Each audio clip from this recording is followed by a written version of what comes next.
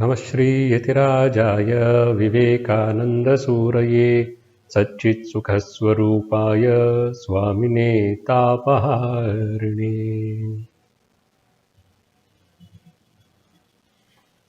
This is the second talk on the topic stress management the Vivekananda way.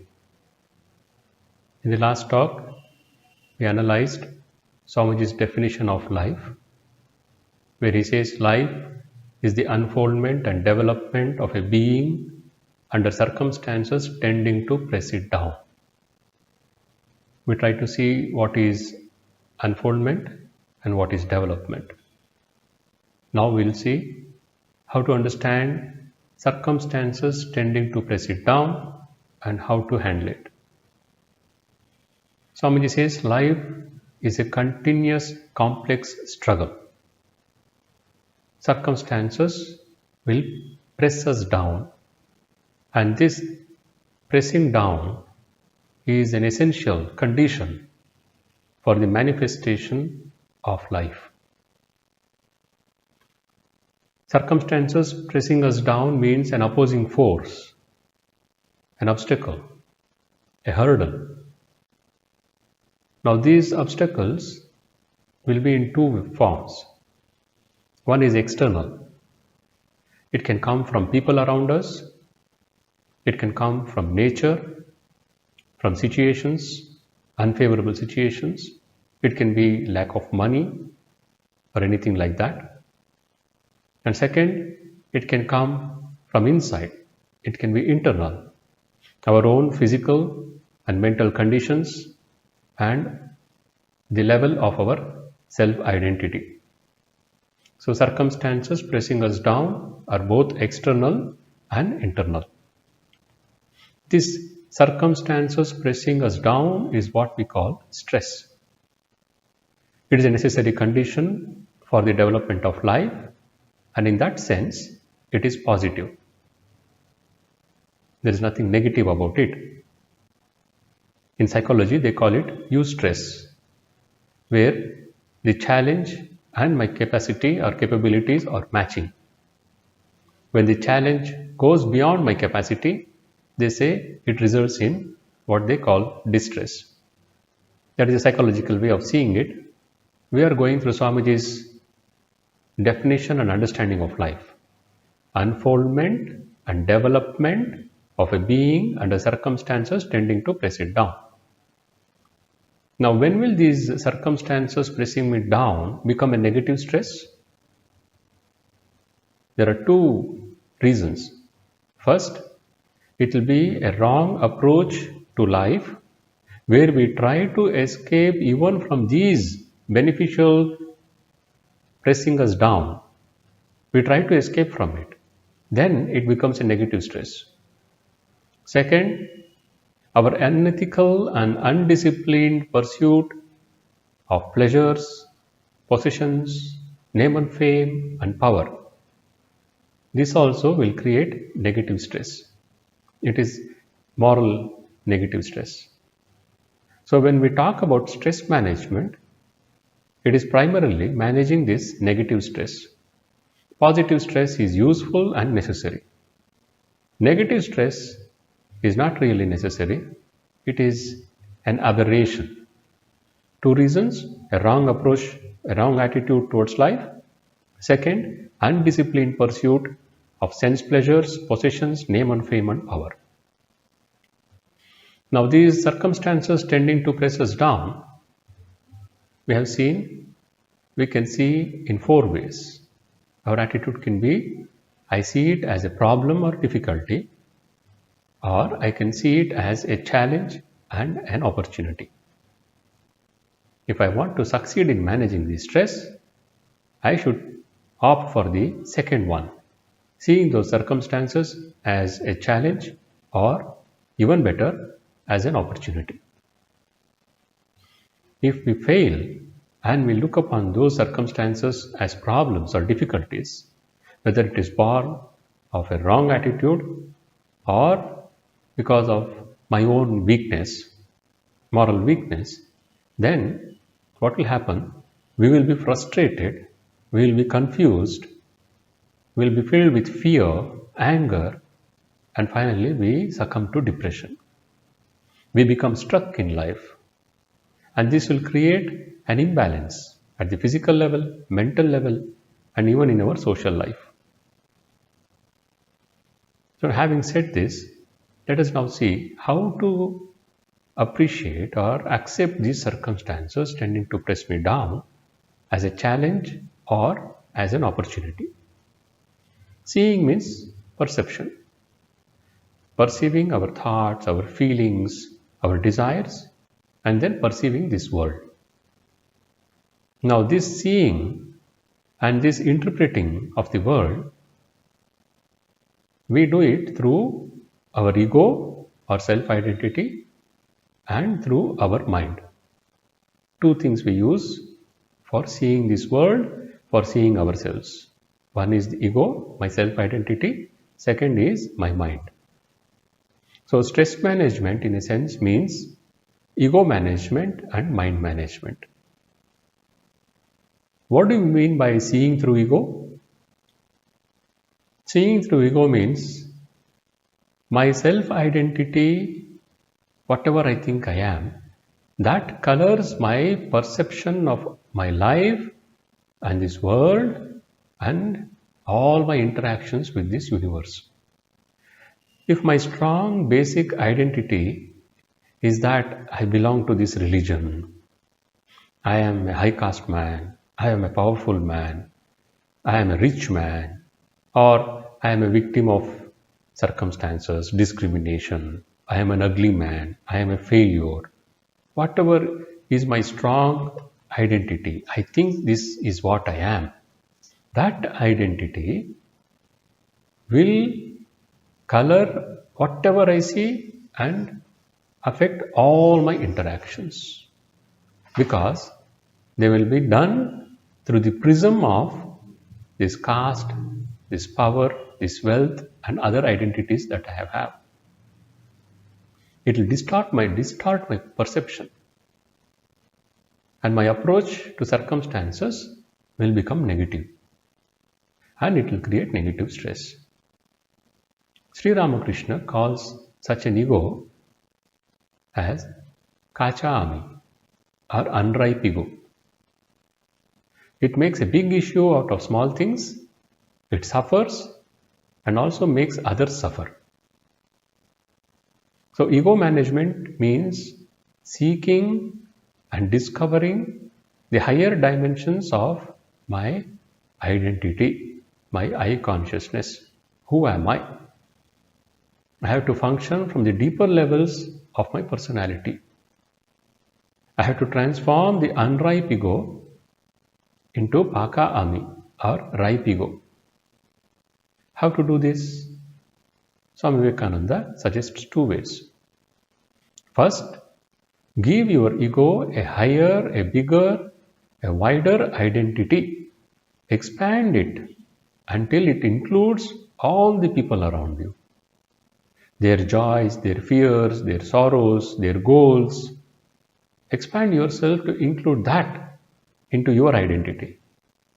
Then what will happen? We may say, my trouble itself is enough for me. Why should I take other people's trouble? It will not happen like that. When we expand our sense of identity to include people around us, then our troubles will become less troublesome.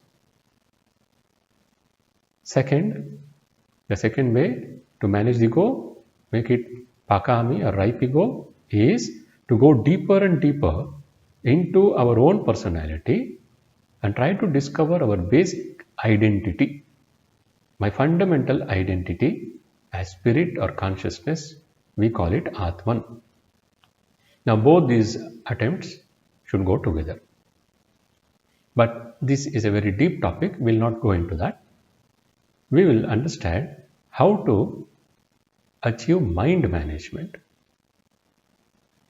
Mind management means managing our thoughts, managing our feelings born of thoughts, and managing our actions arising out of these thoughts and feelings. Swamiji repeatedly tells us everything is in the mind. If we learn how to keep our mind positive, We will see this life as a challenge, as an opportunity, and we will not have any negative stress. Now, what is this challenge or opportunity mindset? Let us see through an example. On 10th December 1914, Thomas Alva Edison, one of the greatest inventors, his manufacturing and experimental factory in America caught fire, and 10 buildings, more than half his factory, started burning. It was a chemical fire. It started in the evening. Fire tenders came, people came, but it was a blazing fire. And 10 buildings, almost half his factory, was burning. It was a huge blaze. Edison's son also was standing there, sad, watching his father's hard work of so many years going up in flames, all the precious records also being burned. At that moment, Edison came to him and told him, "Son, go and call your mother and all her friends. Let them come and watch this fire. They will never see a fire like this again." His son is shocked. "What do you mean? It is a tragedy. We are losing everything here. And you want mother to come and watch this? See this fire?" Then Edison says, "It's all right. We have just got rid of a lot of rubbish. Go, bring your mother. Let us see this fire." In that moment of tragedy, he is also aware that this is a huge fire and nobody can make such a big fire. 10 buildings burning, and some of those buildings were newly constructed. So where will they see such a fire? It's an opportunity. So let her come with her friends and watch this fire. Anyhow, it is burning. By morning, the whole thing is burned to ashes.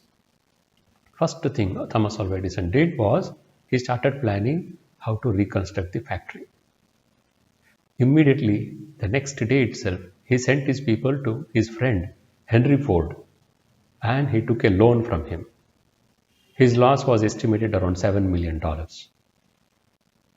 He went, got that loan, he rebuilt the factory, and within 3 weeks, the factory was rebuilt. And that year, he and his team, they worked overtime, and their profit was much more than their loss. The circumstance was very stressful. Half his factory is burned. His records, his experiments are all burned to ashes.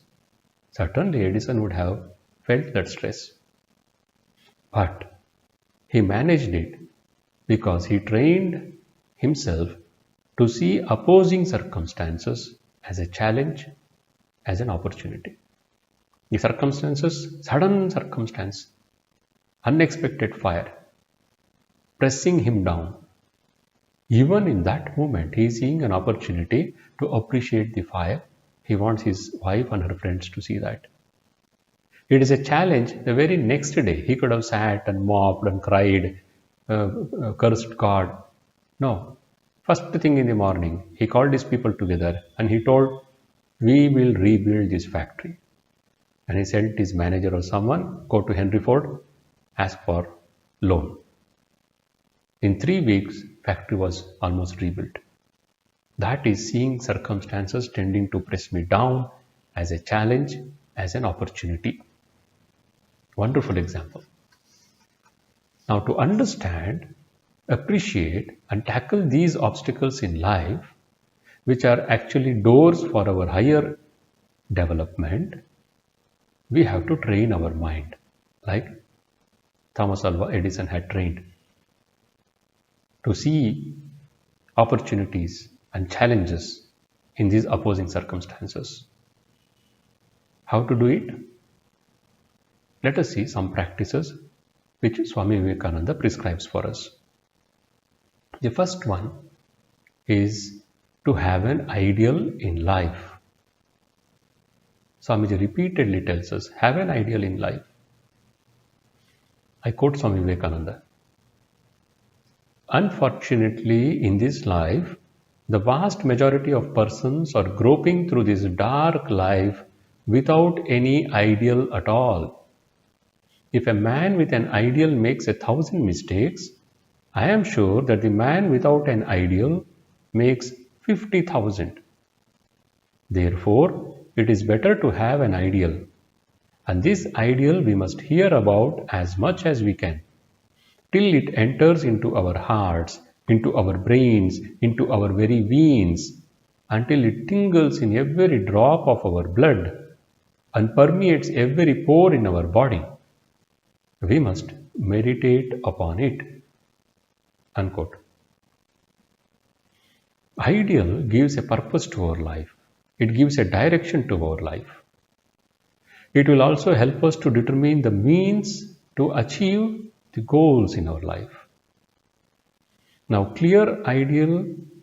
clear understanding of our ideal and the means will help us to respond to these opposing circumstances in a positive manner. In fact, life is full of choices. Every moment we have a choice.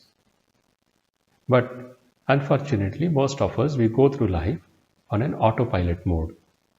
So we are unaware of this great boon called choice. We have a choice about what we think, what we feel, what we speak, what we do, how we respond to people, how we respond to circumstances. In everything we have a choice. But to recognize this choice and then to act upon them consistently in a way that it will take us towards our goal, we need strength, especially willpower. This is the second thing Swamiji is teaching us. Develop strength. First is have an ideal. Ideal will give you the power to discriminate and know how to make your choices, make the correct choices, which here will mean look upon these opposing circumstances as opportunities, as challenges, and make the correct choices. Edison could not have made that choice at that moment to see an opportunity and to see a challenge if he had not trained his mind. An untrained mind would not have been able to do that. So you cannot train your mind. It's like you cannot go into a battle if you have not prepared for it for years together. So life is a continuous complex challenge. Suddenly big challenges will come.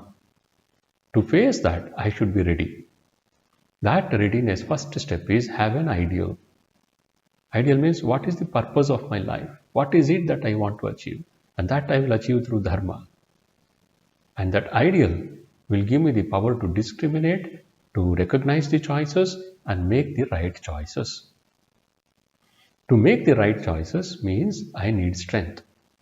That is the second thing, develop strength.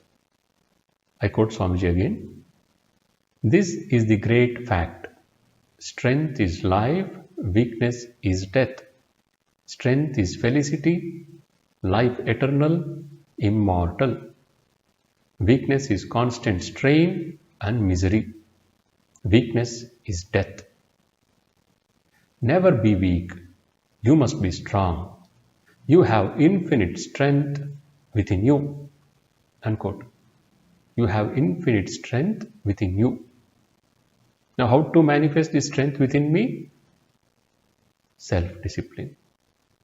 There is strength inside me. I don't have to get it from anywhere outside.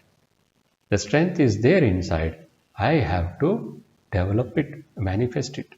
How to do that? Self-discipline is the word. Strength will come when we can control our senses. Strength will come when we can control our greed. Strength will come when we can control time. What do we mean by controlling senses? If we don't have control over senses, our life will become restless and stressful. We can enjoy pleasures, but it should be according to dharma. Especially senses, among senses, the tongue. We have to control the tongue. Let us see what Swamiji says. I quote Swamiji. What is the world but a combination of stomach and sex? Look at millions of men and women. That is what they are living for. Take these away from them, and they will find their life empty, meaningless, and intolerable.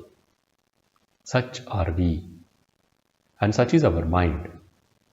It is continually hankering for ways and means to satisfy the hunger of the stomach and sex. All the time, this is going on. There is also endless suffering. These desires of the body bring only momentary satisfaction and endless suffering. It is like drinking a cup of which the surface layer is nectar, while underneath all is poison. But we still hanker for all these things. Unquote. Bondage to senses is misery, continuous stress. For example, smoking or drinking. The second one is overcoming greed. Self-control of the senses, then self-control of the mind, especially greed. Greed for possessing things has to be controlled because it is a never-ending hankering. There is a very good story, parable, Sri Ramakrishna used to tell this. The king's barber, one day while returning home, he heard an ethereal voice which asked him, "Do you want 7 jars of gold?" The barber was stunned. Who would not want? He said, "Okay, I want it." Then the voice said, "Okay, go home and see." He rushed home. It is a small hut. When he went there, his wife is excited and she told, "Out of nowhere, 7 jars have manifested here." They opened the jars and every jar is filled with gold, rubies, emeralds, diamonds, jewels. The 7th jar, when they opened, their heart sank because it was only half full. Now they both are very sad. How could that voice cheat us like this? It said 7 jars. There are only 6.5 jars. So they made a choice. They said, now it is our duty to fill up this 7th jar. They are already poor, but they started saving their money, converting it into gold and trying to fill up the jar. In this process, the barber became tense, very stressed. The king saw, my barber seems to be stressed. Maybe financial problem. So he told the minister, increase his pay, make it double. Barber has to be happy for the king to have a good shave. After some weeks, he sees the barber is still stressed, more stressed in fact. Then the king understood and he asked, "Hey, you fellow, have you got those 7 jars of gold?" The barber is stunned. "Your Highness, how did you know?" Because if you find anything in the earth, it belongs to the king. And now the king knows it. Then the king tells him, "You fool, they are magical jars." That voice which asked you, that yaksha or the demon, whoever it is, they offered it to me also. Do you want 7 jars of gold? Then I asked a question. Can I use those jewels? Can I spend them? And next moment that voice and those jars vanished. That is to say, they can never be used. It is a magical jar. You can never fill up the 7th jar. Even if I put my whole treasury into it, that 7th jar will not be filled, and you have been trying to fill it. Stop being a fool, go and give it back. This is a lesson for us. If I want to manage my stress, negative stress, I have to control my greed for possessions. I should be happy. It doesn't mean I will not be eager to achieve prosperity. There is a difference between greed and legitimate desire for prosperity. That we have to find out. What happens in life? There are 2 ways in which we can see life. One is the horizontal view of life. Another is the vertical view of life. We can understand this through an example. The son came home and told his father, "Papa, I have scored 85 in my exams." The father says, "What? You scored 85 out of 100? Look at that neighbor's son. He has scored 95. And I sent you to 2 tuitions. I spent so much money on your tuitions and still only 85? And the neighbor's son has scored 95? Now the son is sad. Same situation. The father comes home and tells this. The son comes home and tells the father, "Father, I have scored 85. And this, in the second situation, this father says, "What? 85? In the previous exam you had scored 80. I knew you would do well. You are my son. You have improved. And I am confident next exam you will touch 90 or 95. Come, let us celebrate." Now what a big difference. The first father adopted what we call horizontal view of life, where we compare ourselves with others. Even now parents make this mistake. They train us to do this. Compare yourself with others continuously. I have a Maruti car, he has a Benz car. I have a 2-bedroom flat, he has a 4-bedroom flat. I have these many jewels, she has those many more jewels. Continuously comparing. I got this position, he's got that position. My salary is this much, his salary is that much, more or less. So my happiness or my disappointment stems from this comparison. This is called horizontal view of life. Vertical view of life is what the second father adopted.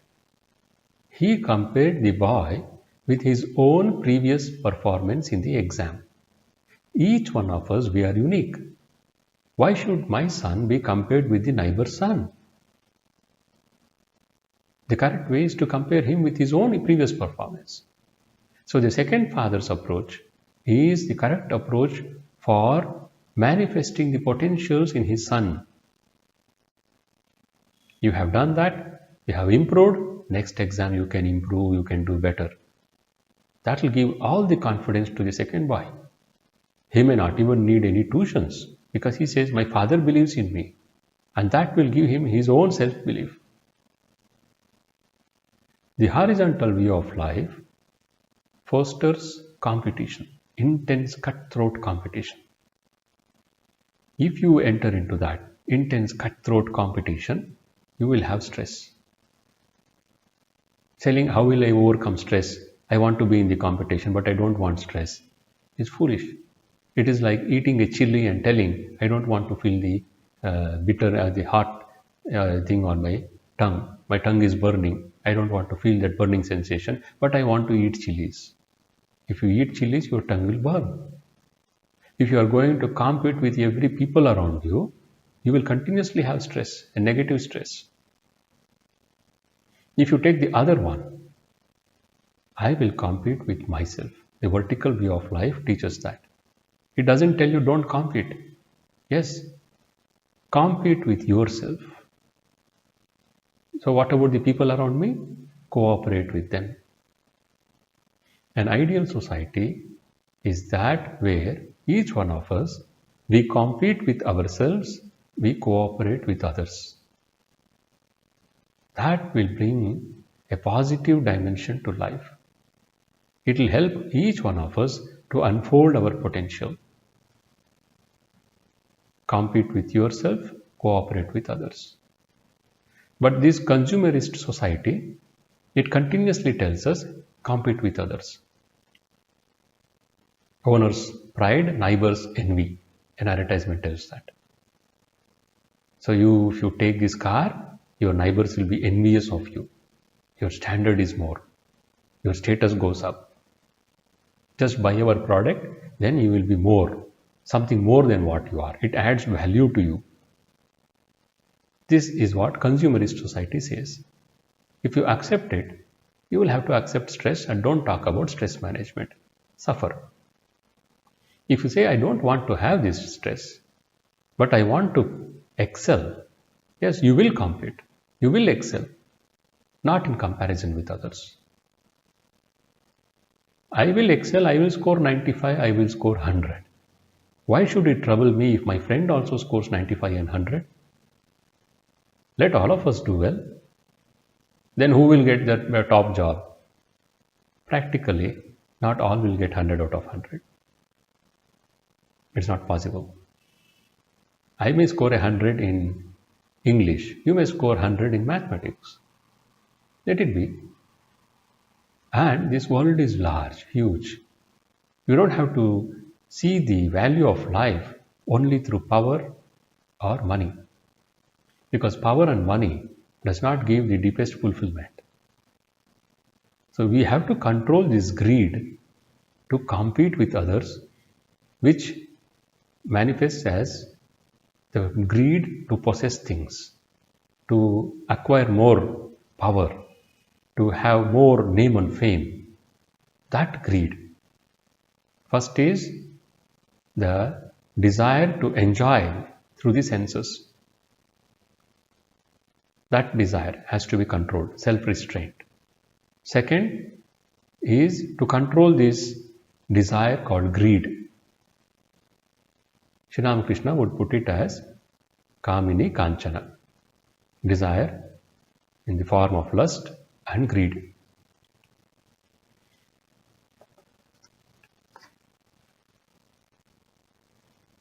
Another thing in self-control is controlling time.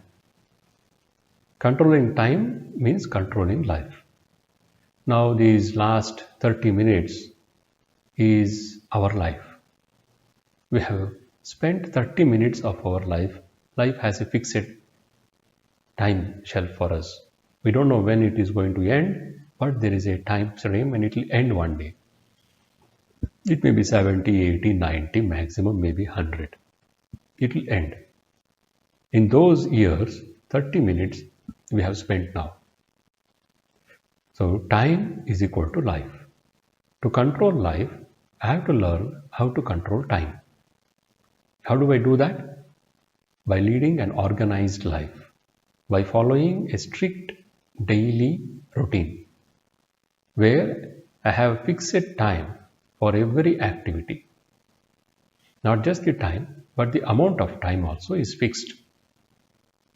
This is very simple on the surface, but very difficult to practice. But if we do that, we will have control over time, which is control over life. Sense control, then control of the greed, and third, controlling time by having a daily schedule and sticking to it. This will give me strength. All these three, self-restraint in the senses, self-restraint in greed, and control over time.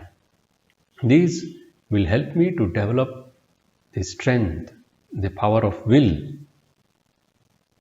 which will give me the strength to act wisely, choose wisely. Every moment of life we have choices. So we have to see those choices and make the correct choices. Some of us see, but we fail to make the right choice, though we know what it is. That is because the will is weak. Now, if we practice this, the willpower will become strong. We'll be able to overcome our temptations. And we will also develop the power to control our imagination. Imagination is more powerful than willpower, they say. So I have to train my mind, control my thoughts. How do I do that? Practice these three. Control your senses, control your greed, control time. All this will give you that necessary strength which is inside you. It will awaken that strength.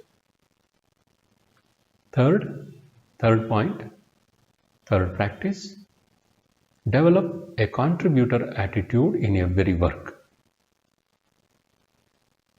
We all do work, but our attitudes are not same. If I want to have control over life, if I want to have strength, if I want to see these circumstances pressing me down as a challenge or as an opportunity, then one of the things I have to do is See my work, whatever it may be, every action, see it as a contribution to the bigger picture. Contribution to my family, contribution to my organization, contribution to my institute, contribution to my society, contribution to mankind, contribution to this world, universe, nature. Whatever I do, I try to see it as a contribution for the good of someone else, not just my good plus the good of others. The more the number of others, the greater is the contribution strength. I quote Swamiji, all outgoing energy following a selfish motive is frittered away. It will not cause power to return to you, but if restrained, it will result in development of power. This self-control will tend to produce a mighty will, a character which makes a Christ or a Buddha. So unselfishness is more paying. Only we don't have patience, Swamiji says. When I am performing an action as a contribution, it is unselfishness. One of Swamiji's wonderful definitions of God is like this: unselfishness is God. What does he mean? The moment we become unselfish, the inner divinity starts manifesting. In the previous talk, we saw how the water is coming down, flowing down into the field, and there is a gate obstructing it. If you remove that gate, the water will flow down, removing all the dust and stones, whatever is there, flowing over it. These dust and stones are these obstructions, circumstances pressing us down. They will all be washed away. How? When the inner power starts flowing, manifesting. What is that opening of the gate? It is developing these instruments, fine-tuning the instruments, making them perfect. Mind, ego, these instruments, because these are the instruments through which life is unfolding. The more I make it perfect, the greater is the inner power manifesting. And one way, definite way to achieve that perfection, perfecting the instrument, is developing this attitude of a contributor. I will contribute. Why are you studying? I want to contribute. Why are you doing this work? It is my contribution for this. Contribution should not be seen as giving money. Contribution is my energy manifesting in a way which is good for this world. I will be seeking excellence in work. That is my contribution. Why are you seeking excellence? So that I get a certificate, everyone praise me. No. I am seeking excellence so that this product or this work will benefit others. And others will be able to emulate and benefit. So whatever I am doing, same thing can be done for a selfish purpose or an unselfish purpose. We have to struggle to keep this attitude in mind. It is for the good of everyone. Bahujana hitaya, bahujana sukhaya. It looks very simple, but it makes a huge difference. The same work with two different attitudes, the results will be two different things. The attitude I need is to see my work as a contribution. When I have that spirit of contribution, Swamiji says, it will produce a mighty will, and that will develop a character. A character which says, Swamiji says, which is as big as that of a Christ or a Buddha. So this is the third practice. Fourth one, be truthful. Be truthful. Every scripture tells us this, be truthful. In one word, Sri Ramakrishna puts it across as Mon Mukh Ek Kora, unifying your thought, your speech, and your action. In scriptures, this is called Trikarana Shuddhi. Your three instruments, your mind, your speech, and your body, hands, and other things, they become one. Your speech, your thoughts, your actions, they become one. What you think, you speak, and what you speak, you act according to it. Sri Ramakrishna was very particular about this. Every spiritual Aspirant has to be careful. Even anyone who wants to have any development in his life should give tremendous attention to this. I will be truthful. Swamiji says, strength is in goodness, in purity. And honesty or truthfulness is the foundation of goodness and purity. Swami Turiyananji, one of the direct disciples of Sri Ramakrishna, he advises us, in matters of principle, be firm like a rock, and in matters of opinion, flow with the tide. In matters of principle, be firm like a rock, and in matters of opinion, flow with the tide. So we should know this difference between principles and opinions. Once I have fixed my ideal, I will know what are my principles. In those principles, firm as a rock, there is no compromise. My friend will leave me, I will lose this job, or I will lose that extra something I will get. Let it go. Because if I lose truth, I lose everything. So I hold on to that. Principles are more important than all other material benefits. If it is an opinion, then flow with the opinion. If someone says, this color is beautiful, this wall color is beautiful, and you think it is very glaring or very harsh, you don't like it. But to maintain peace at home, you tell, yeah, in one sense it looks good. It is an opinion. It is not a matter of principle. If your friend says, what a wonderful acting, and you think it is a stupid acting, you don't have to hurt your friend. You say, maybe in one sense it's good also. Yeah, in a way it may be good. It is an opinion. It is not a principle. Many times, unnecessary quarrels happen because of opinions. Both of them don't have any idea of what are principles. They are not even discussing principles, simply opinion. And about some third person, about a film actor, about a politician, they start quarreling and come to blows. Utter foolishness. So when I am talking about practicing truthfulness, I should know this difference between principles and opinion. And when in a matter of principle, I will be firm as a rock. And I will try to unify my thought, my speech, and my actions. This will give me the strength. This will give me that willpower. This will give me that sense of discrimination. The strength to recognize choices, make the correct choices, and see circumstances pressing me down as a challenge, as an opportunity.